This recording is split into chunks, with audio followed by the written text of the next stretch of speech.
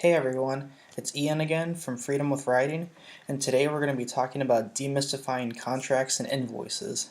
So in the email that you got today, you received a link to download the Writer's Tactical Toolbox, and in that download I talk about contracts and invoices and provide you with some examples and resources. This slideshow is meant to answer some of your questions that you wrote in about. So we'll talk about contracts first. Here are some of the questions that you submitted. A lot of people ask, should I hire a lawyer? How do I handle contracts with international clients? What are some terms and clauses I should include? Those were some of the big questions, so I'm going to go through those and give you my insight into them. So what do we do about the role of lawyers? In short, seeing a lawyer isn't necessary. Now, seeing a lawyer can help, and it's certainly not a bad idea, but it is often expensive and an impractical option for a lot of freelancers. And the thing is, your contract is going to give you traction in a court situation, because the number one mistake that freelancers make with contracts is not having them.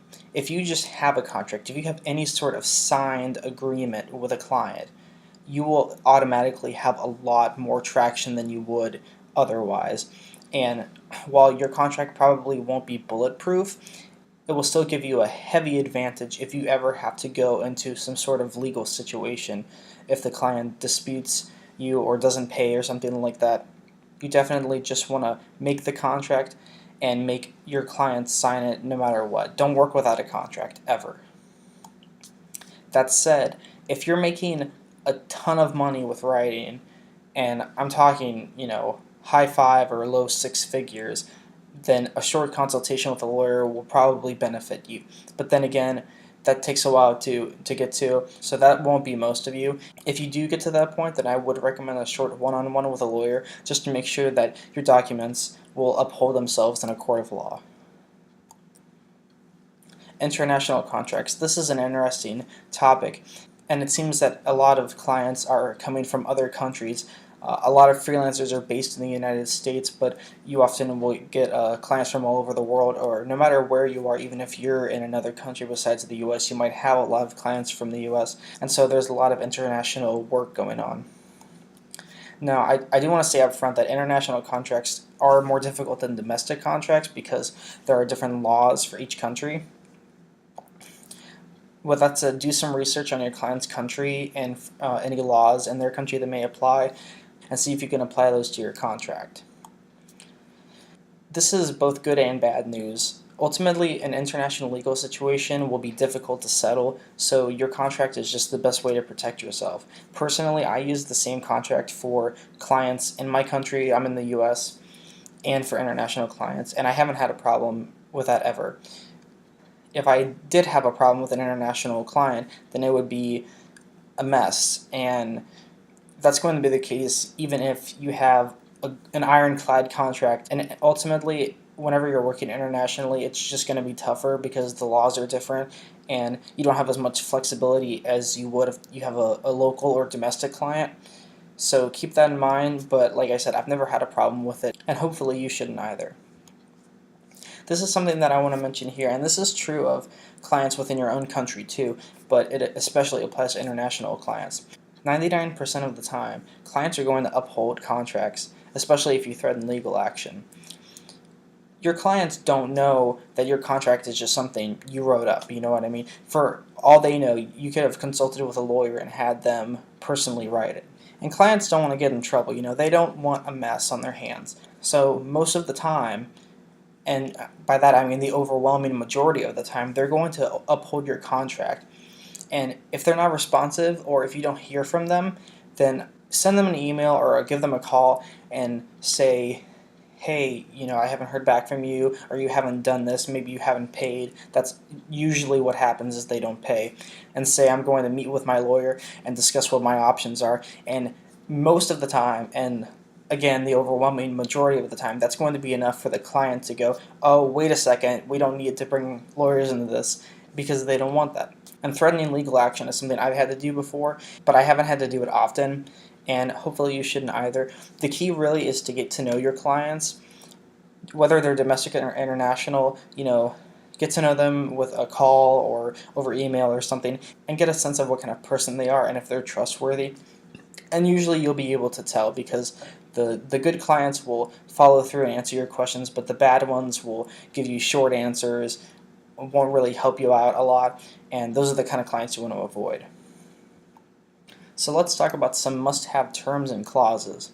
Now this slide is going to be mostly a breakdown of the kinds of clauses that I use, but I find that they're applicable to most contracts, and these are all clauses that I feel every freelancer should have. I start out my contract with a declaration of the parties. I state who I am, who the client is, any companies we're affiliated with, and what I'm expected to do. That's just a quick way to get the contract started the right way, and it immediately lets you and the client know who's who and what's expected of each party. And that also bleeds over into the responsibilities section. So in the declaration of parties section, I literally just say, I'm Ian, this is the client, you're hiring me to do this, and then that's it. But the responsibilities section goes deeper into that. It talks about, time frames, any deadlines, things like page length, if that's a requirement in your job. This is the place to put all the finer details and specifications of your job. So if you're being hired to write a 30-page white paper, for example, you want to put that in this section and outline any other goals that you have agreed upon. Next, I talk about copyright, and that's important because you have to decide who gets the copyright, whether it's you or the client. I know a lot of freelancers like to retain the copyright. Some don't mind giving it over, but then retaining the right to display it in their portfolio and show it to other people. So think about which one is best for you, and think about which one is good for your clients too. And it helps to talk about that on a case-by-case basis with each client if you're in doubt. And now payment. So what I put in the payment section is simply how much I'm getting paid and how I'll get paid for that. And I add a little clause that says any discussion that the client and I have about payment will be considered a legal agreement. And that just means that if we talk about payment and agree about something over email or the phone or Skype or something like that, then that can work its way into the contract and be considered a legal agreement. And then I wrap it up with a little miscellaneous section, but this is really the legality section. It basically says that the contract is a valid document in the U.S. courts, and that's about it. That's really all you need. In some cases, you'll need a privacy clause. If you're working on a project that the client would like extra privacy on, you can add a clause like that. Now, this is different from a non-disclosure agreement or an NDA, because those are entire documents dedicated to privacy, and usually you have a lot less flexibility with an NDA than you do with just a privacy clause on a contract. I generally don't recommend signing NDAs, and if you go on Google and search for why I won't sign your NDA, you'll find a few blog posts on why some freelancers refuse to sign them, and that will help you if you ever have to think about signing one. As far as terms go, there aren't many terms that you really need to use, but make sure to specify the payment details exactly and also define the project scope. And that's very important, because if you don't do that, you could be victim to scope creep, which is basically when the client requests countless edits and they always want you to fix the work and change it and change it and change it. So you need to define what they're getting, how many edits or rewrites, if any, they're getting, and then everything else will fall outside the scope of the contract. And that's really important because you have to define the project scope so you don't end up working for hours and hours and hours and wasting time. Now on the invoices and payment. Here are a couple of questions that you wrote in about. Should I use an escrow site was a big one. And the basic but necessary question, when do I send an invoice and how? Because some of you might have never sent an invoice before. So I'll talk about that. As far as escrow sites go, as a rule of thumb, don't use them. The reason being, with escrow sites, you have to really choose the lesser of two evils. You have to either lose a high percentage yourself or charge the client for that. I've been on both sides, and neither of them are fun, because you don't want to lose money and the client doesn't want to have to pay more. If you absolutely have to, if the client insists on it, then I would pad your pricing so that your quote reflects the extra percentage. So if the escrow site would take 20%, then take your base quote, add 20%, and then that's what you would quote the client. But normally, if you can stay away from them, they just add an extra layer of complication to the mix. And usually the reason that clients want to use escrow sites is so their money is safe and they feel safer about working with you. But really, your portfolio and testimonials and work history will prove your credibility to the client.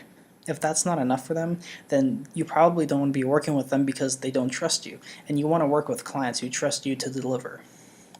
If necessary, you can use milestone pricing to make the client feel a little better, and that's something I go into in the No BS class on freelance writing that's coming up. Basically, that's just when you get paid a percentage up front, you do some work, get paid the rest, and deliver more work. But most of the time, you should just be able to charge how you want, and then the client should agree to those terms because you're the service provider, you set the terms. A little bit on sending invoices.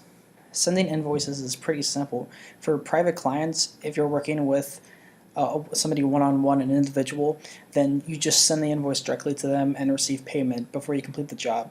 And many times you won't even need to send an invoice because you'll have an agreement, you know they'll pay you upfront via PayPal or whatever the case may be. Now for magazines and blogs and companies that you're working with, you'll often invoice after you submit your writing. And there will always be a process for getting paid, and usually the editors will outline that for you, or whoever you're talking to at the magazine or the blog or the company will outline that for you. And if you have any questions, just always ask them, and somebody at the company should be able to help you. So that's it. I hope you enjoyed this extra video. If you have any questions, please email me at ian@freedomwithwriting.com, and have a great day.